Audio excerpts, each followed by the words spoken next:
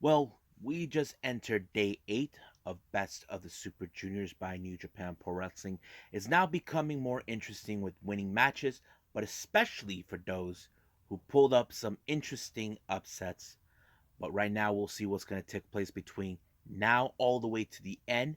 We also got AEW Rampage, of course, taking place where we have Jade Cargill in action against one of Thunder Rosa's students.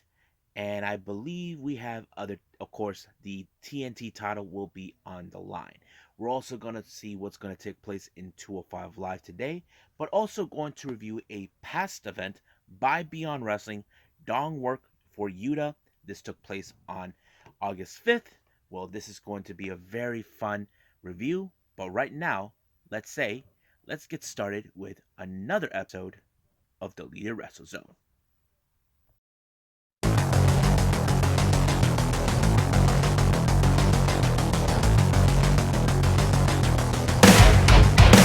Are you ready? Get up, get up! Get up, get up! Get up, get up! Get up, get up! Get up, get up! Get up, get up!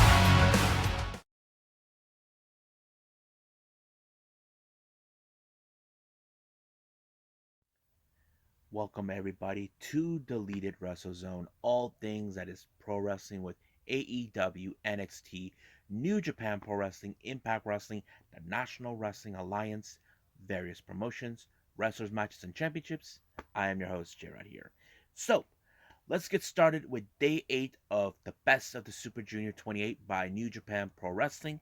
It opened up once again with the Young Lions taking the stage. We have Kosei Fujita taking on Rohei Oiwa. As always, the Young Lions always impressed us. You know, they're always the opening act for all of us. But however, once again, when we seem like things are getting closer, it ended up with a time limit draw. I mean, this always happens. I know some of you guys here in the States don't like time limit draws, but it is what it is. So that's how we're just going to live with it, no matter what. Now, let's get to the matches we definitely need to talk about for the Best of the Super Juniors. So we have Kanemaru taking on Master Wato. Now, these two guys are no strangers to each other. They had a feud back in the day, as you know. Kanemaru did had a problem with Wato, who is the new kid in the block trying to take everyone's spot.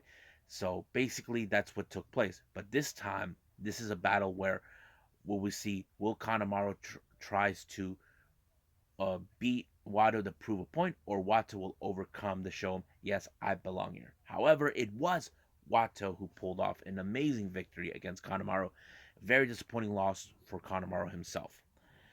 Our next match, we have Doiki taking on one half of the IWGP Junior Heavyweight Tag Team Champion, Robbie Eagles. I have to say, these two guys are no strangers to each other either.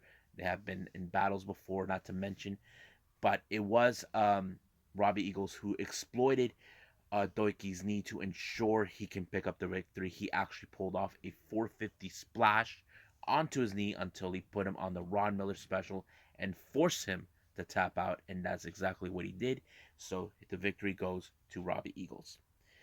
Uh, Next match, we have Taiji Shimuri taking on Bushi. These two guys are familiarized with each other. They battled each other either in singles competition and tag team competition. But whoever, this one was another interesting upset. Bushi pulled off the X Factor onto him to the little kind of like over the top codebreaker type from Bushi, allowing himself to pick up a victory. It was a great match seeing Bushi, and very disappointing loss for Taichi.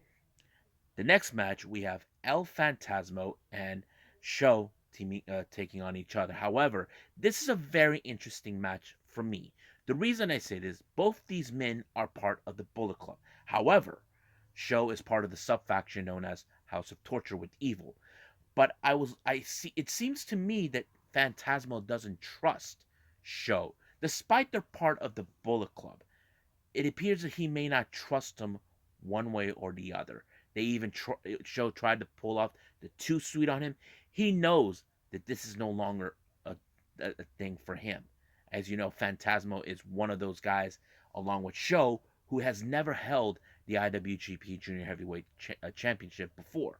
They have both been Junior Heavyweight Tag Team Champions, but never that title ever. But, of course, we know Sho's tricks. He always has that monkey wrench, but this time it backfired. And when El Phantasmo applied the sudden death right in the groin while Phantasmo was waiting for him to get up, he called the match saying he can't continue on. So basically, the sudden death put him out of commission.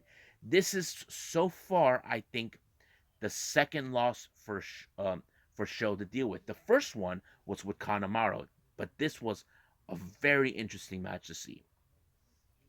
Our next match, we have Ryusuke Taguchi taking on Hiromu Takahashi. It was a pretty good, interesting match. You got the veteran versus the guy who is going back to top. I have to say, I like what Hiromu did to finish off Taguchi with, countering his excuse me, his finisher in order to pick up another victory on this one. And I think Taguchi was impressed that somehow he was willing to go all the way. I know that Hiromu is one of the fan favorites that many fans would love to see him win the tournament, but we'll see what goes on. Now, our next match, this is a very interesting match. These guys know each other completely. We're talking about Yo taking on El Desperado, or as we know him, Despy. This was a very brutal match. Now, Yo has been unsuccessful many times over, but I was a bit of surprised that somehow Yo was able to pick up the victory on El Desperado. This is the third wrestler that pinned the IWGP Junior Heavyweight Champion. So Yo walked away with the victory and a possible shot of the IWGP Junior Heavyweight Championship. Now, let's talk about that a little bit right now before I move on to the point system. What does this mean from what I'm talking about? Sho, Taiji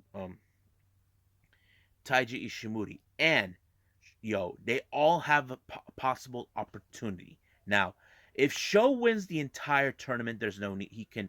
Possibly he could get another shot of the title. But however, anything between after the tournament all the way to Wrestle Kingdom, anything could happen, or possibly these men do have a right to challenge for this title.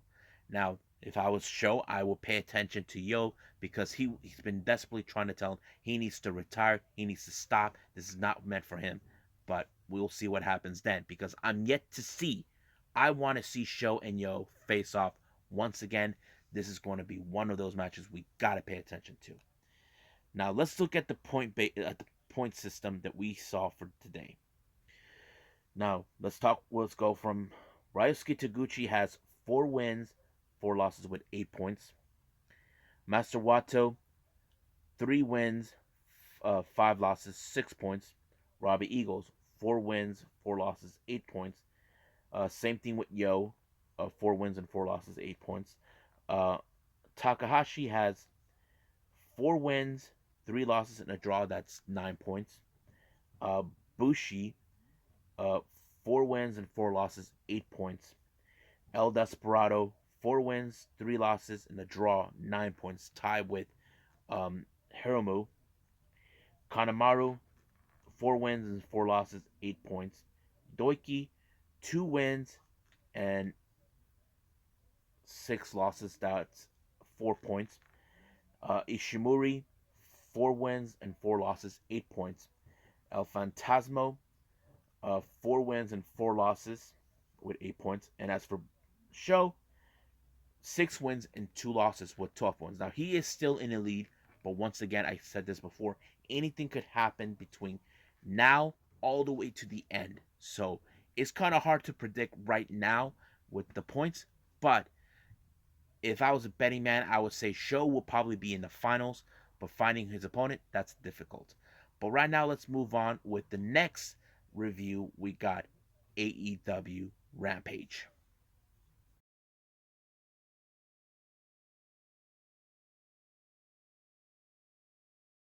Okay, so we got AEW Rampage.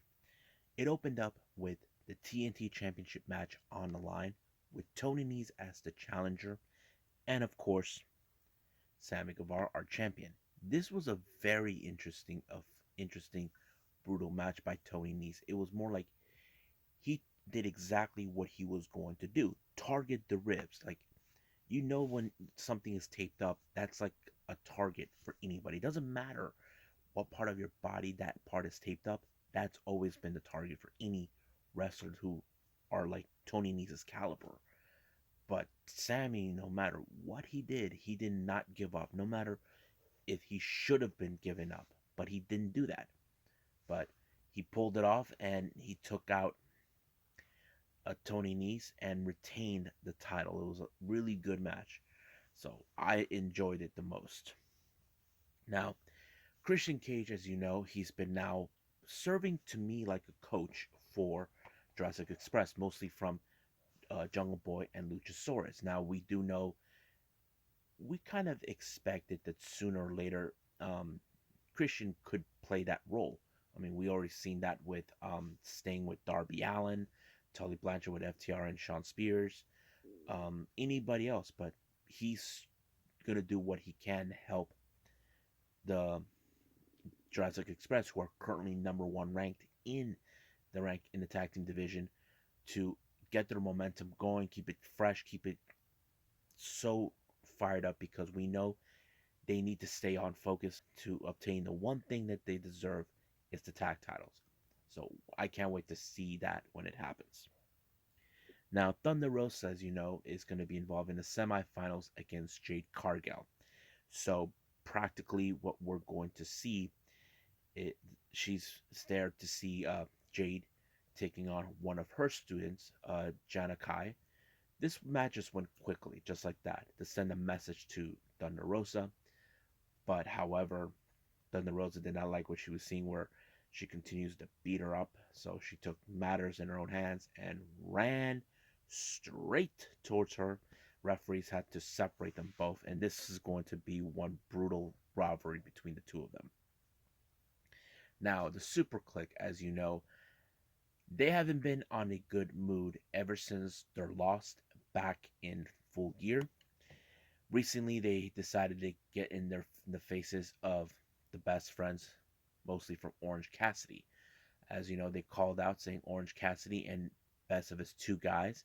So basically, we're going to see that and happening on Wednesday. So I'm excited to see this match taking place.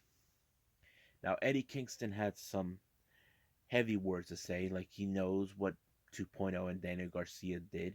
But however, he also had this thing with Jericho where he didn't need his help. Now, Jericho did say he didn't help him. He did there to teach 2.0 and Daniel Garcia a lesson.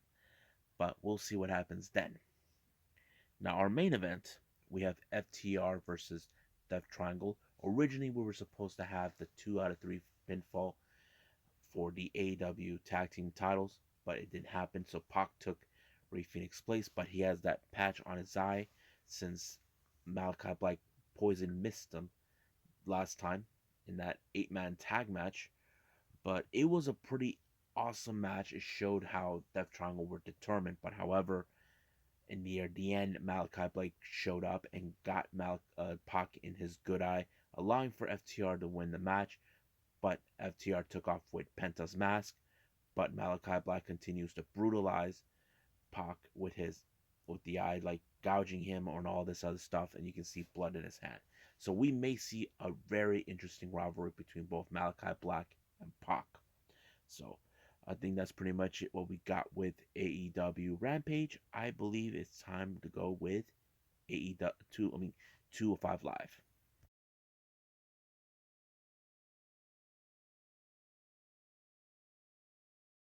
Okay, 205 Live. I know you guys saw the news updates where I talk about it, but I decided, you know what? What the hell? Let's just keep going until something happens. First match opened up. We have, of course, Diamond Mines Ivy Nile taking on Erica Yan. This was more of a match that fall into favor with Ivy Nile. I mean, she is very impressive with her skills. I know that sooner or later we could see her get the NXT Women's Championship, but the only question is, when will that happen? But she was impressive when she put Erica Yan in that submission that was so insane to see. I'm like, wow, pretty good. But of course, Erica Yan had no other choice but to tap out. Our next match, we have Boa. Now, we have seen Boa acting strangely ever since Mei Ying left, and practically we don't know where she's at. So he faces off Draco Anthony. So basically, it was a pretty interesting match where we're seeing Boa, who is now on his own since Mei Ying left, and we all know where Xylee is. She's in SmackDown, and this is where he's giving that character where he's losing control. He can't control the power that Mei Ying gave him, and that kind of played out pretty well. However, he did choke out Draco and Anthony, allowing himself to pick up a very good victory. Now, our main event is the Creed brothers, Julius and Brutus, taking on Jacket Time, Ikemenjiro, and Kushida. Now, these guys, they've been at each other's throats many times over. Now, the Creed brothers are self aware that they are the most popular guys. They're very athletic, but they believe they're nothing compared to their caliber. And I mean, they are. But Jagged Time are a fun group. And I have to say, Kushida and Ikemenjiro did hold their own as much as possible until finally they took out Ikemenjiro, allowing themselves to pick up the victory. And I think it shows that maybe we'll see one day where we see Imperium take on uh, Creed Brothers if that's the case. But right now, we'll just wait and see when that moment comes. And I believe it's time we go to Beyond Wrestling with Dong Work for Yuta.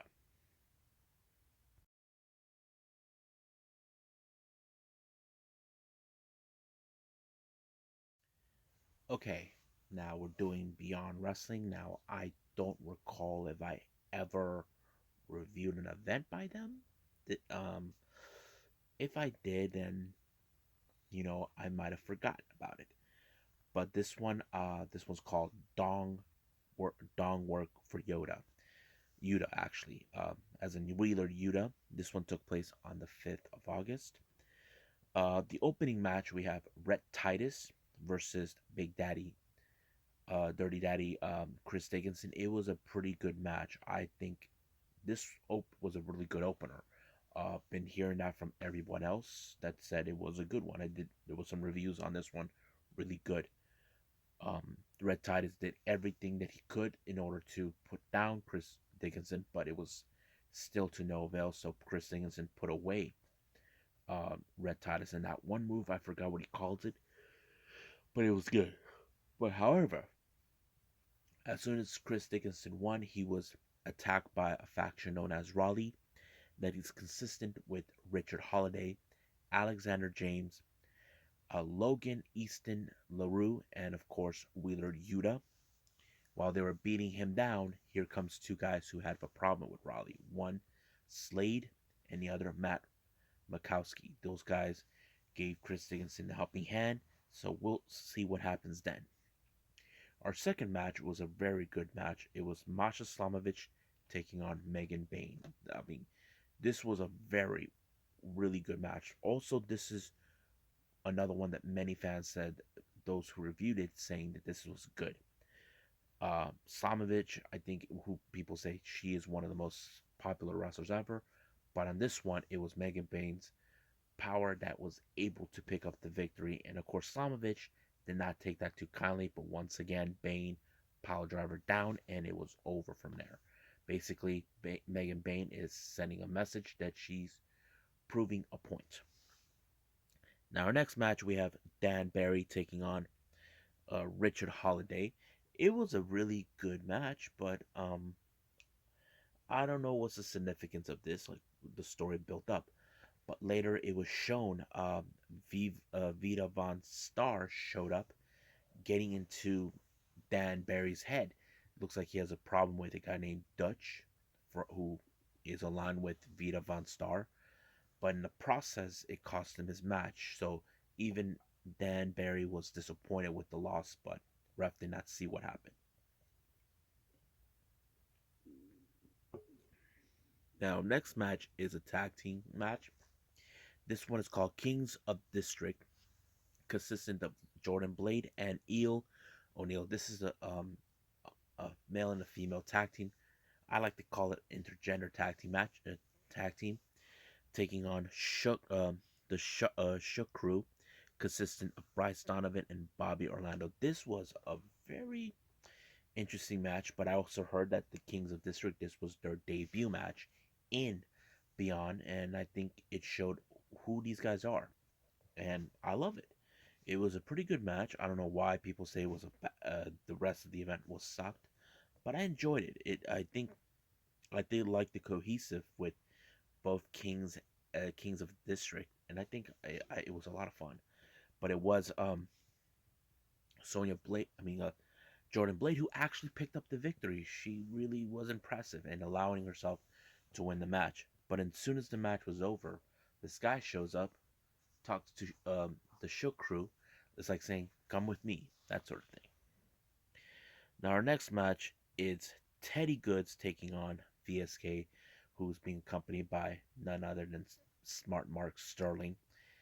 Teddy Goods was amazing. I have to say he was very impressive. But however, Sterling decided to take matters in his own hands, saying that he has to challenge against his guy, his top client. I'm talking about Matt Cardona. Yeah, so that's one of the matches that have been placed. Our next match, we have Willow Nightingale versus Davina. I have to say, this was a pretty good. No one's heard from Devani for a while, and I think it showed what kind of match this is. Wilton Nightingale, no matter what her opponent was doing, Wilton Nightingale got out of it and digging deeper than she normally would, and allowing herself to pick up the victory. Our next match, we have Matt Makowski taking on Aaron Roque. I have to say, Matt Makowski was pretty good. He put away Roque with his finisher, Weapon X. But however, while Roque was disappointed, the Shook crew showed up asking him to join them. And I think it's kind of like weird how more of the recruitment is happening. Next match, we have Pretty Proper Lady Frost and her husband, Victor Benjamin. These guys did, Victor Benjamin did had a problem with Raleigh, who attacked them out of nowhere for no reason. Uh, they faced off against Alexander James and Logan Easton LaRue. I have to say it was a good match, but there was a moment that Victor Benjamin, his neck was bugging him.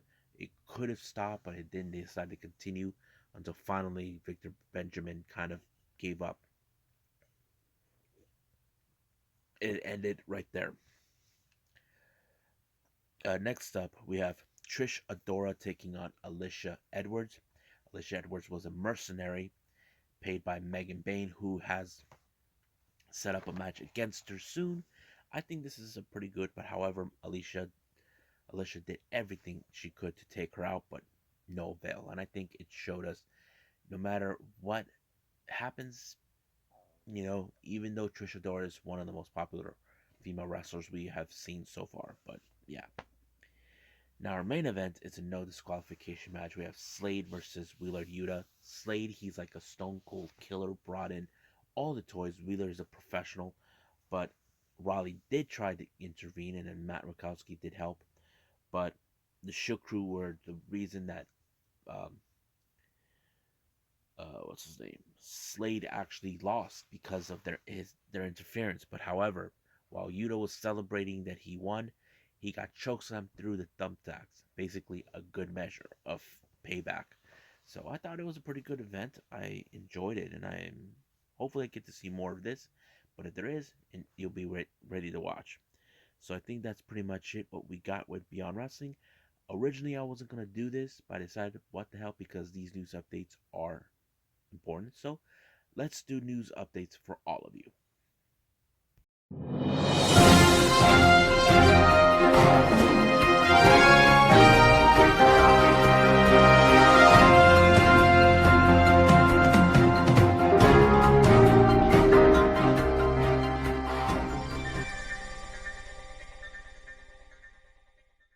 Okay, so here are the news updates that have been managed to come across right about today.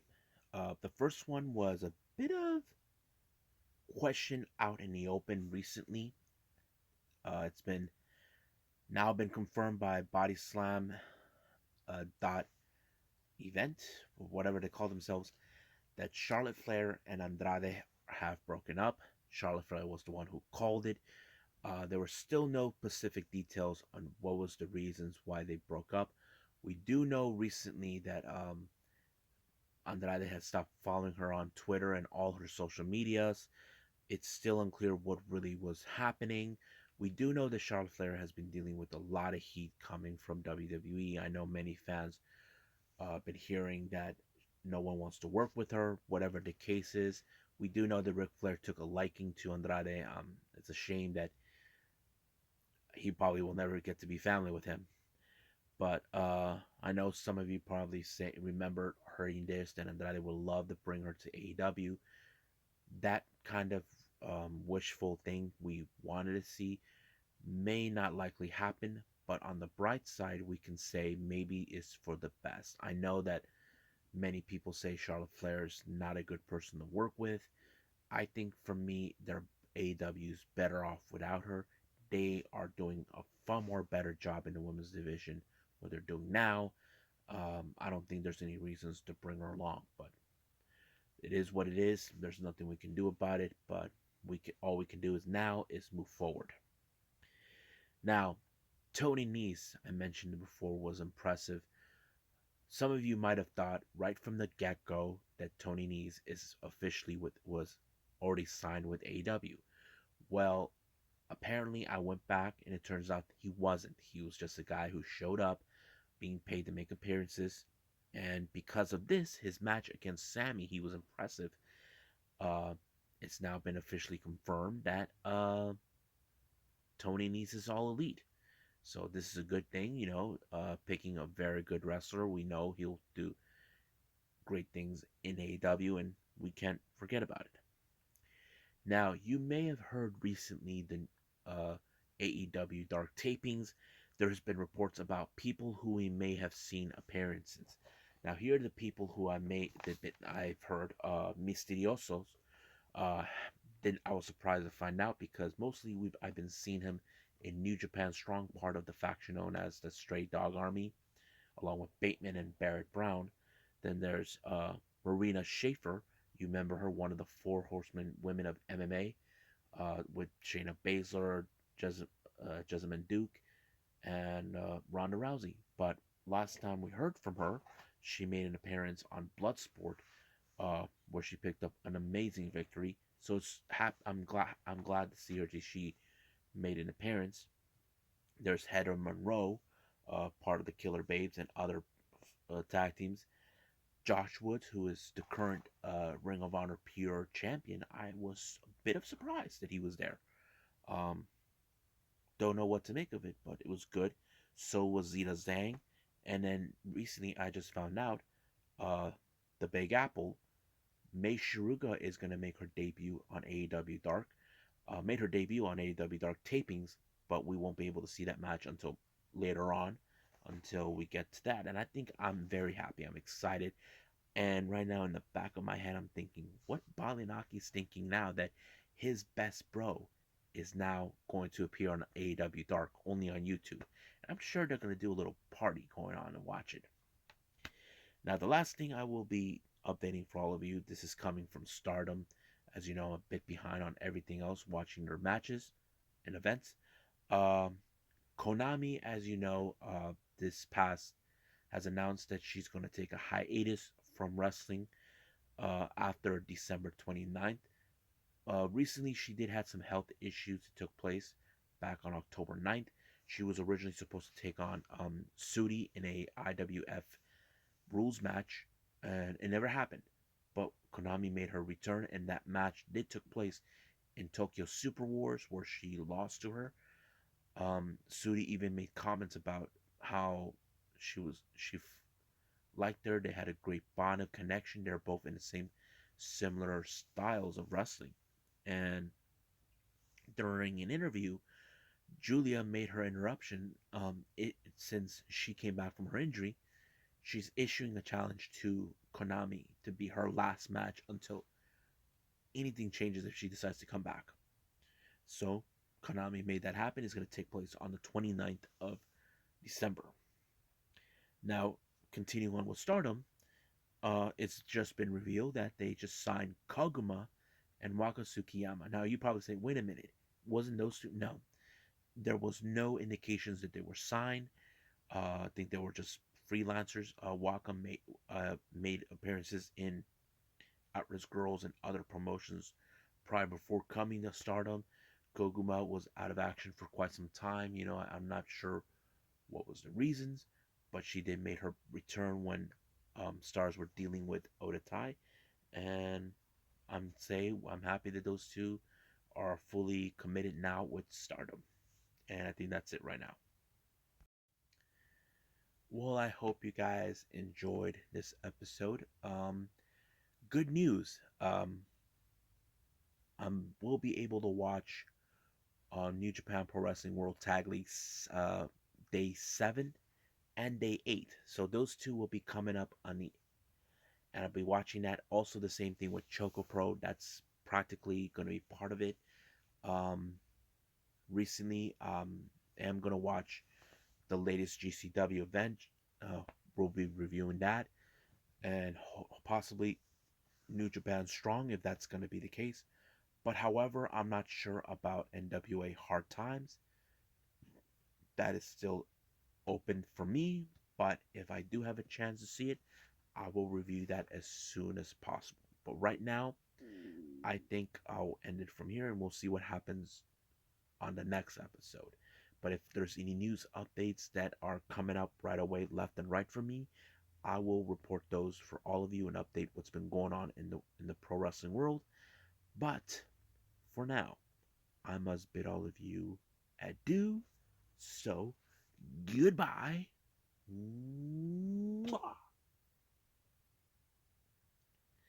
And have a nice day. Bang.